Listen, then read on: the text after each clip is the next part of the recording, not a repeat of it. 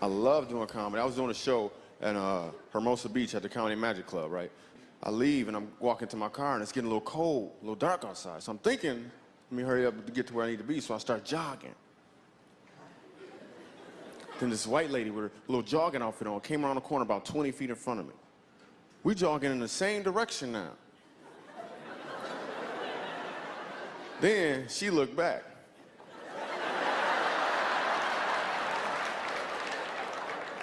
She started jogging faster. So I looked back too.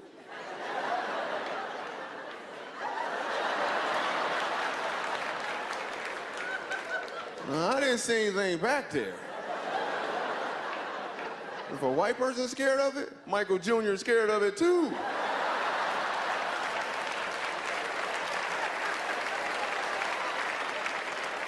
So I started jogging faster. After she looked back again, she took off in full stride.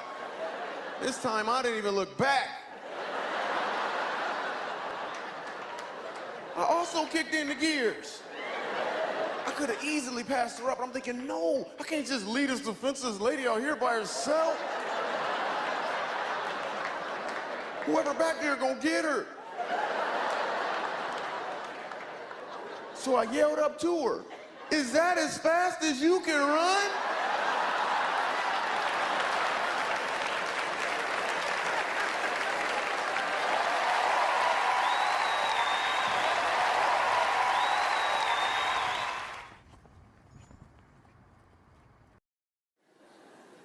How do I know? A lot of people, when they think of the phrase, how do I know, they always want to put the what behind it. How do I know what I'm supposed to do? The question that you really should ask is, how do I know why I'm here? Because when you know your why, your what becomes more clear and more impactful. If you know, like for instance, people know that I do comedy, but that's what I do. My why is to inspire people to walk in purpose. So I can do comedy, I can write books, I can be in a movie, because all of it is motivated by my why. In fact, I have a new web series out called Michael Jr. Break Time. We probably just did the 6th episode. It's on YouTube. So every single Wednesday at 3 o'clock, we drop a new episode on YouTube of Michael Jr. Break Time. What it is it's me. I travel around the country and I do stand-up comedy, in case you didn't know. And in the middle of my comedy set sometime, I'll stop and just talk to my audience. And we've been filming this, and it's, you know, it's pretty cool. So we're in Winston-Salem. I'm gonna show you a clip from Winston-Salem. And I'm just talking to this guy in the audience, and he tells me that he's a musical instructor at a school. So I was like, all right, you're a musical instructor, you know, can you sing? Let me hear you sing a song. So this is what happened at the last episode of Michael Jr.'s Break Time. Check it. So you're a musical director. Cool. Yes, sir. All right, so let me get a couple bars of like Amazing Grace. Can you do the first part of that? Go ahead. Amazing grace, how sweet the sound that saved a wretch like me. Wow. That bro could sing, you know what I'm saying? All right. Now, what you give me the version is if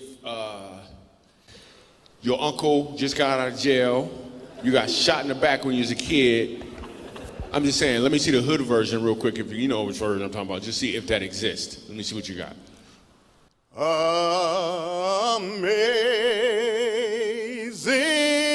grace, how sweet the sound that saved a wretch like me.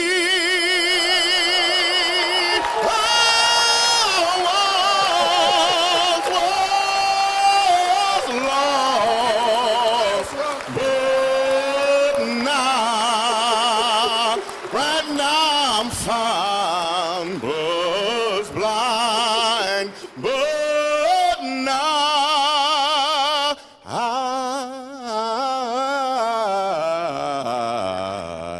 I see.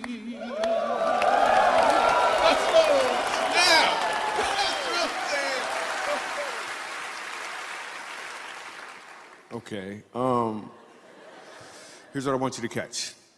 The first time I asked him to sing, he knew what he was doing. The second time, he knew why he was doing it.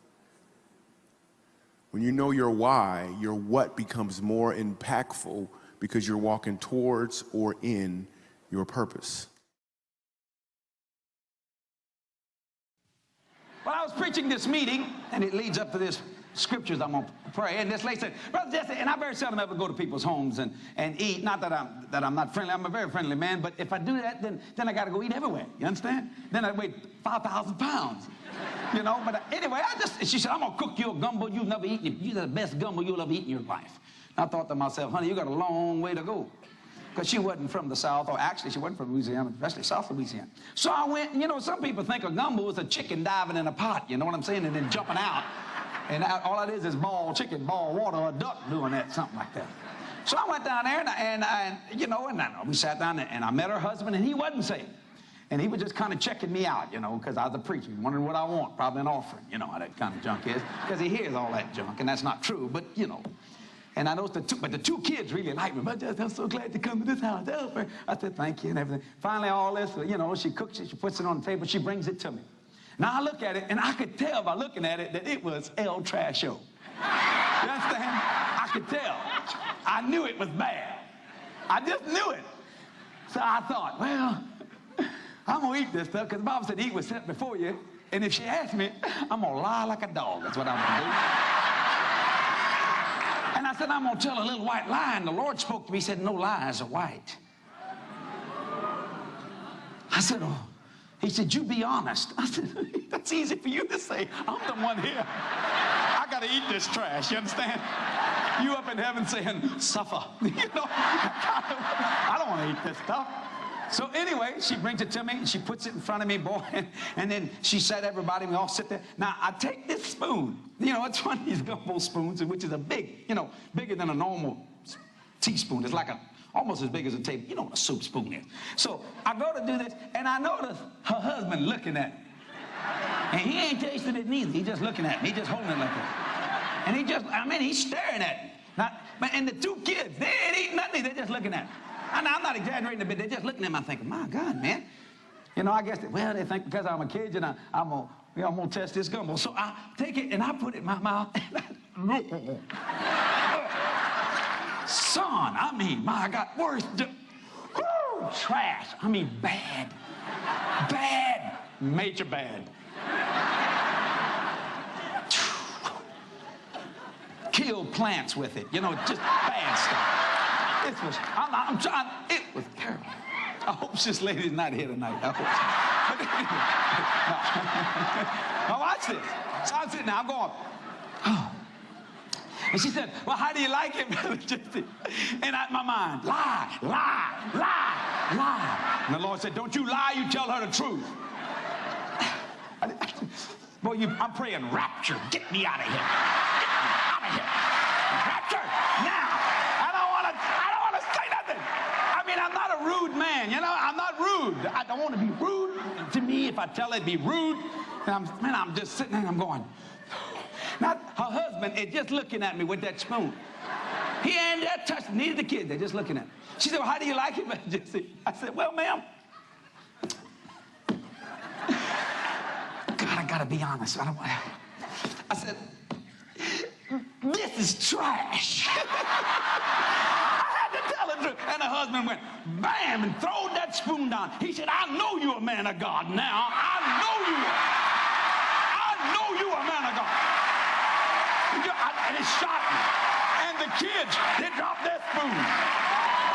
He said, honey, this is trash. We've been eating this for years. Don't never make this again. Ever. Never. Never. I'll never forget that.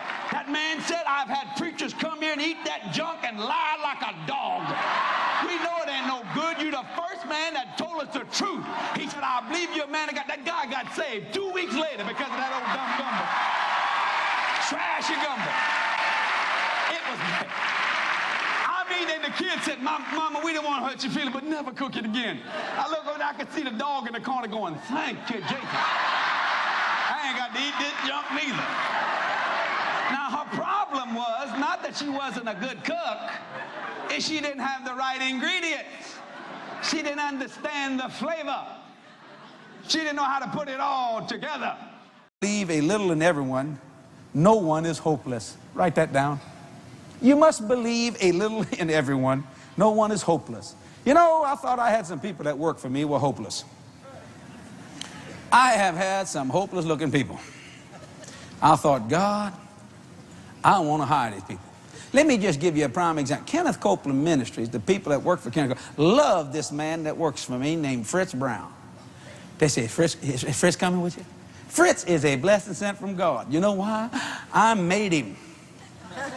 I ain't gonna lie, put me on there. I made that boy. Jesus made me make that boy. God said, you teach that boy to be honorable. You teach that boy. That boy, the Bible said, patience, you possess your soul. I possessed it 3 or 4 times with Fritz. Fritz done some of the craziest things you've ever seen in your life. Yet Gloria says, how's Fritz doing? He's one of the most courteous, kind, one of the hardest working men you ever seen. Now he's a supervisor there of our tape and book area. And he said, bless God, since he quit traveling, there's been 16 people had to replace him, you know. Took 16 people to replace what he did by himself, you know. But when I first hired that boy, his pastor said, don't hire that boy. Exact words, don't hire him. I said, okay. And the Lord said, hire him. I said, oh, Jesus, I don't want to. God, you heard what his pastor said? He said, what his pastor saying is the truth. I said, okay. He said, but hire him. I will make him, through your ministry, what I want him to be. I hired Fritz Brown. Brother Jess, I'll do anything for you, Brother Jess. I'll do anything for you. I said, thank you, Fritz. Just do your job. That's all we want you to do. I'll do that. He's driving in a car. Kathy's sitting on the right-hand side. I'm in another car. We got to get down. It's late at night. We're trying to lunch. She said, excuse me, Fritz, would you mind driving a little faster? You know, so we can meet Jesse and all them when they get there with the equipment. He said, if the Lord tells me to, Sister Kathy, I will.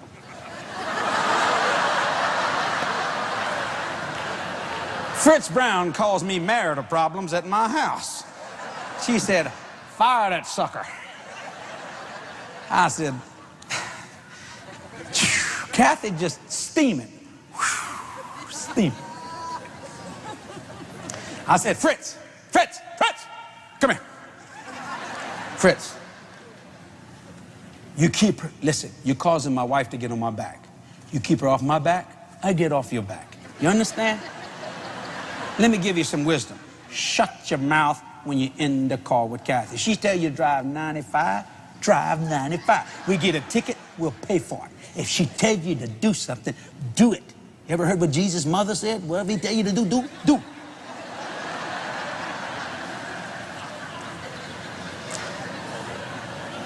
That was the first little thing. I don't know what was wrong. He'd look at Kathy and say, boy, your hair is ugly today, Sister Kathy. I say, Fritz, speak in tongues. Don't speak in English no more. He wasn't being rude. He just thought he would speak whatever come in his mind. We're in a pastor's house. We're eating this pastor's food. He says, boy, Fritz, you're a good worker. Yeah. He said, well, thank you. I appreciate it. But I couldn't work for you. You ain't got no faith. Look at that trashy car you got in your garage. Fritz's car did not have windows in it. One time he took my tape bag, had about $8,000 in there, and he left it in the back seat of his car. I said, Fritz, where the tape bag? He said, I left it in the car. I said, Fritz, you don't have a top and you have no windows.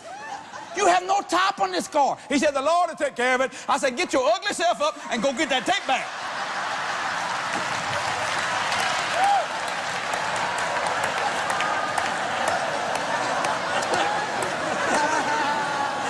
We went to eat dinner at another pastor's house, and his little boy was, my God, his little boy was kind of messing with Fritz at the dinner table.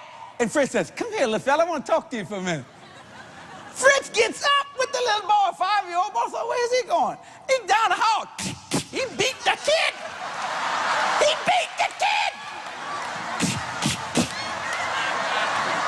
Oh, you heard the kid. Ah! Ah!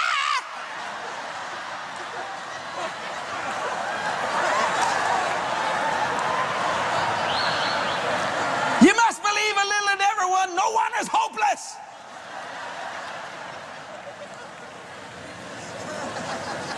He got in his crazy mind that television was a sin. I don't know who told him that. So he goes in his mama's house while she's watching her own show, unplugs the television, throws it in the front yard.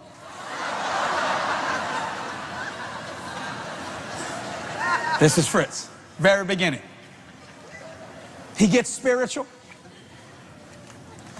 I said, Fritz, I don't want my battery going down on my battery pack. Make sure I got a new battery. You got it? Okay, boss. Okay, boss. Never calls me Jesse. Okay, boss. Okay, boss. Oh, you ever say, boss? I got it. So boy chamber bass. I got a new battery. I go, you got a new battery, boss. I said, what'd you do with the old battery? He said, I got it in my pocket. I said, okay. I said, well, I'll see you tonight. Okay. The associate pastor says, Brother Jesse, is it all right if I ride with Brother Fritz to the meeting tonight? I said, sure. I said, Fritz, pick up that. Oh, no problem. Fritz gets in the stinking truck.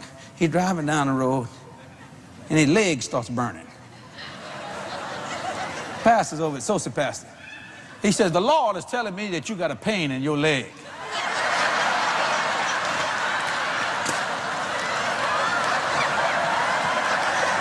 The pastor looks at him and goes, what? He said, I'm telling you this. He slams the brake, jumps out and runs around the van like this.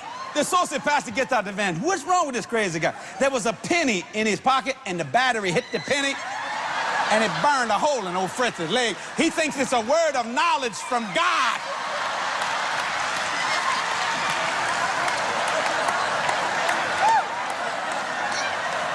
What's your point, Brother Jesse? My point, you must believe a little in everyone. No one is hopeless. Today, he's one of the finest men of God you'll ever meet. He's been with me, what now, 15 years? 15? He's one of the finest men of God you'll ever meet, one of the finest men that will work. He'll cut your grass for you, do your plumb. Bless God, loves God, studied in the word of the Lord, he's a blessing. But them first 4 years, the paces of Job, my man, the paces of Job. I come walking out, I want more on poor Fritz. I come walking in the back, never hardly go to my tape table. I see Fritz like this. Oh, oh, oh. I say, Fritz, you got a problem, something wrong? He said, I'll tell you what, these women are lusting for me, Brother Jesse.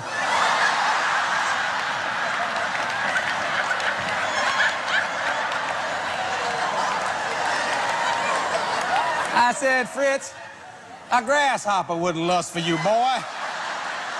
For God's sake, Fritz. They just want to be nice and say hello to you. I tell you what, I can see it. You can't see nothing, Fritz. Just sell the tapes, Fritz.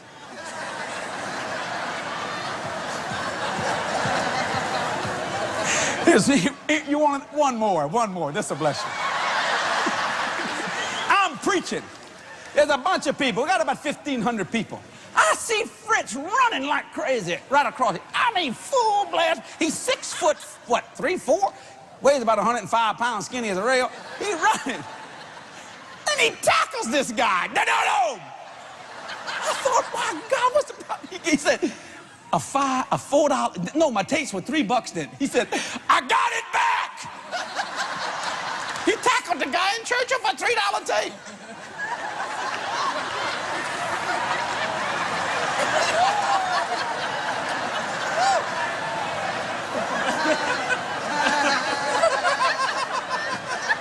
But today, God is my witness. A lot of times when we go to one of the Believer conventions, I don't know if it's Barrett, they'll say, is Fritz coming? Fritz is a blessing sent from God.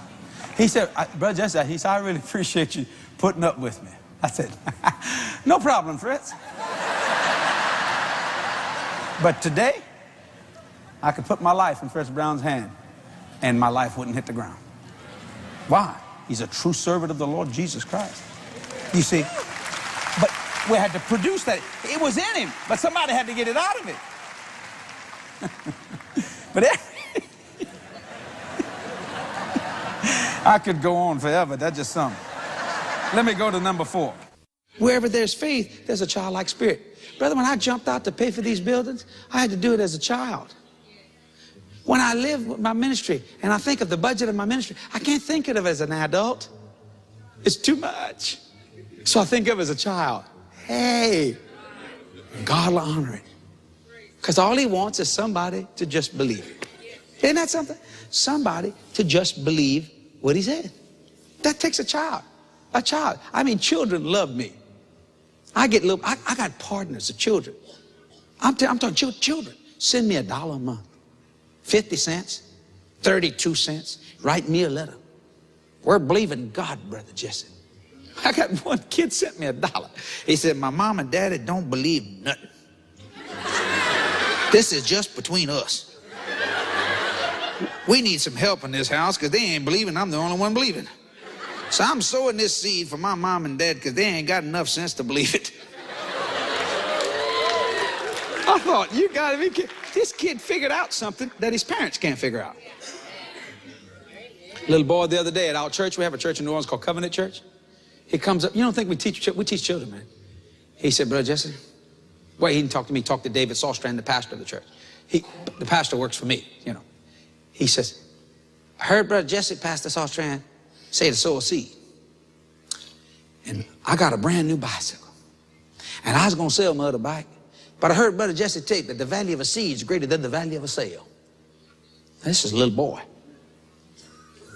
He said, so I want to plant this bike into the ministry and to give it to somebody that doesn't have a bike. It's this big. This big. See, we teach them this small. I've told like the Jody, there ain't nothing you can't do. She was little. Okay, Dad. That's all you got to do is believe God. Okay, Dad. She's 26 years old. She does that. You get around Kenneth Copeland's grandkids, it's amazing, man. They rebuke the devil. The funniest thing happened the other day. Brother Copeland's little granddaughter, Courtney, which is John and Marty Copeland's little girl, she loves me. She's been loving me since she's a year and a half. She'll come up to the TV and go, boy, Jesse. And she kisses the TV. She loves me. Now she's 7, I guess. And she got on the phone. I called Brother Copeland the other night. I said, hey, Ken. And Courtney said, how you doing, my daddy? When you coming to Dallas? When you coming to Fort Worth? I want to see you. This child just took a loving and a liking to me. But the other day, she's in the back seat of a car, and Brother Copeland's first grandson is Max. And, you know, Max and her are about the same age. Well, I think Max is a year older, something like that. All of a sudden, we heard Courtney say, shut up, devil. I said, shut up, devil. I didn't hear it. Her mother was telling me this, Marty. And Marty turned in the back and said, Courtney, why'd you say, see, Max had his leg on her. You know how kids just, you know, they like puppies, you know, they lay all over each other. She had his leg.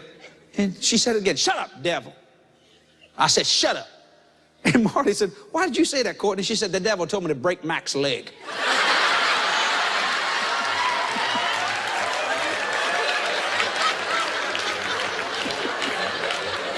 I told her, shut up. She said, that's right, Courtney. She's teaching those children. They know the voice of God and the voice of the devil, and they ain't gonna have nothing of the devil's voice whatsoever at all. That's right. When Jody was about 4 years old, about 6 years old, one time I walked in the house and I got in the flesh. I'm sitting there at my little breakfast table, and I said, I don't know what I'm gonna do. Jody, she says, well, Dad, why don't you go listen to your tapes and you'll find out.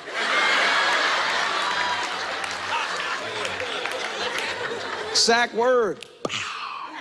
Boy, that quickened something in me. Kids living in the faith zone. Oh, I broke into show business as a piano player. Oh. I used to come in a show and tell. All the other kids would have Tonka trucks and dolls. I'd come in and play Bach, the Well-Tempered Clavier, and it was so neat because the class used to rise as one, come forward and beat the living daylights out of me. You guys like to laugh at me. That's all right. Ow! Lord, I want to thank you.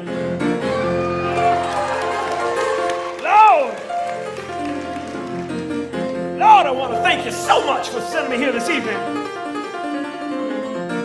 I know they said comedy, you all thought already. Comedians, Jay Leno, Jerry Seinfeld, Chris Rock. Maybe they'll have somebody good. And then I walked up here, and you're all saying, who's this guy? Well, my name is Taylor Mason. I'm someone you can afford.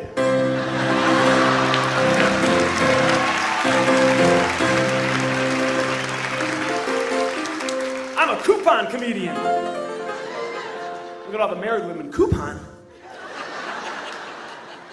Here's a sing-along, just like we do in church. Here we go. It's a sing-along. I'll teach you the words. Here we go. Here we go. Here we go. Here we go. Those are the words, man. That's it. Here we go. I will say 3 words in this song. You guys will holler as loud as you can. Here we go. Get ready. 3 words in my song. Lord, I want to thank you. I want to do a bunch of different kinds of music here this evening. There's some older folks here, and I come on strong, and I'm loud and obnoxious. Let's get the old people involved. Hi, how are you?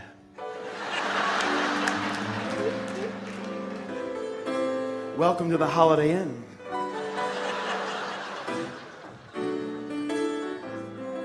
Here we go, yeah.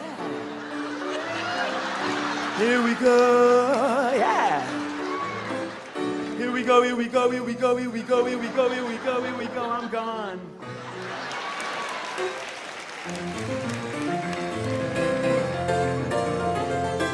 Here we go. 3 words in my song. I come driving out here to do the program for y'all. I live in New Jersey, the only state in America where we use air freshener outdoors. I went past all these towns to get here. I went past Chicago, Illinois. I went past Denver, Colorado. I went past Santa Monica, California. Going the wrong way. But that's all right. I can turn around on a dime. I have a Geo Metro.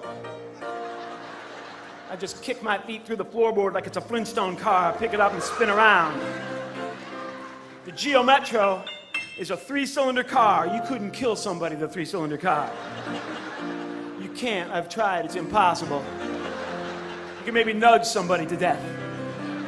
One time I gave a guy a bad rash.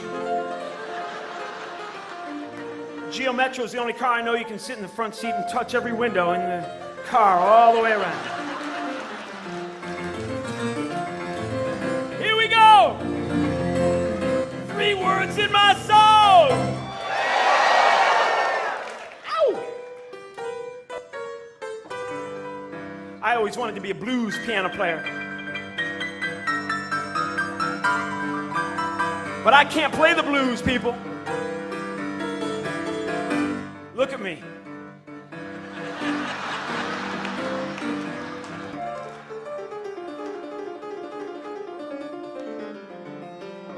Speaking of the blues, I'm married. I've been married for almost a long time.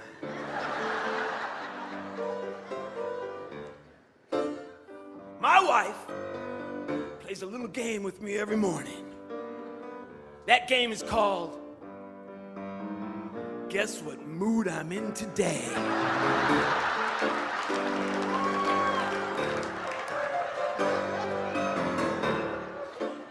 I've never won that game. They say love is blind, love is blind, love is blind, love is blind. That might be true, but marriage is an eye-opener, my friend. She hates this routine, hates it. I'm sick of your little routine about our marriage, sick of it. You think you're so smart. And I say, honey, men won the battle of the sexes. She says, mm-mm. I said, yes, honey, men won the battle of the sexes. She says, women are taking over. It's only a matter of time. We're going to run the whole planet. What do you think of that? I said, go ahead. I'm going to watch the game. I guess I win again. And I should not make fun of my wife. She's a great lady. She's raised 2 fine boys. I have 2 sons, of whom I'm very proud. Everett and Henry. They always come to me, Daddy, Billy's father's a doctor, Tommy's dad's a lawyer, Abigail's father's a medical supply salesman. What do you do? And I say, son, I make fun of those guys.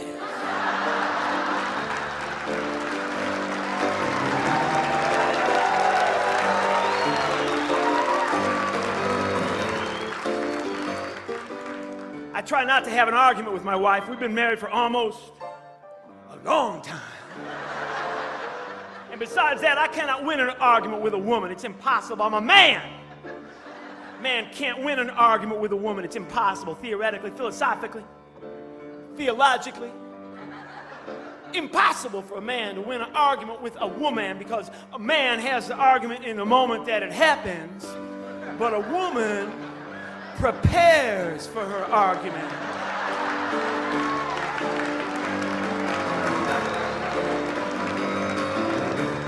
She's got videotape and audio tape and eyewitnesses and Dr. Phil. Then she says, Now what do you have to say for yourself? I love you. That's emotional duct tape to a man. Last year I took my wife on a little trip to Maine, just me and the woman, in a Geo Metro. 14 hours I drove. And on the United States-Canadian border, I decided to wake my wife in the way that a comedian would wake his wife. So at 3 a.m. in a pitch-black forest, I pulled up in front of a tree. I hit the bright lights, and I went, ah! We had an argument. She won.